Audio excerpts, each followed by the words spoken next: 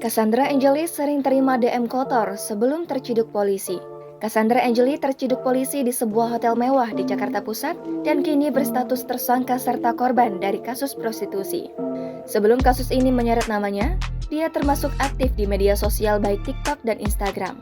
Cassandra Angeli mengaku sering kena banned di dua media sosial itu. Dia sering merasa bingung, kenapa ada saja orang yang niat meretas akunnya. Sebelum tertangkap, dia memutuskan untuk menggunakan second account buat main TikTok. Di sanalah dia banyak menerima DM kotor dari cowok. Hal itu diceritakan oleh Cassandra Angeli saat berbincang dengan Lingga Ferdian di sebuah video podcast.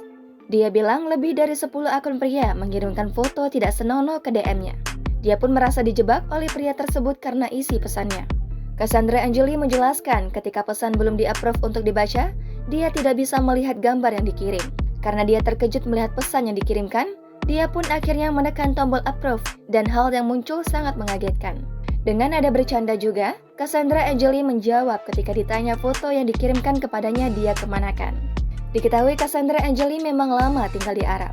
Namun untuk selera cowok, dia lebih suka orang Indonesia. Cassandra Angeli ditangkap oleh pihak kepolisian pada Rabu 29 Desember 2021 malam di sebuah hotel mewah di kawasan Jakarta Pusat yakni Hotel Ascot. Polisi menyebut penggerebekan dilakukan lantaran laporan dari masyarakat soal kegiatan prostitusi di hotel.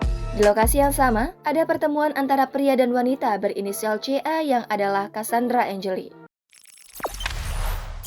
Jangan lupa subscribe, share, komen, dan like ya!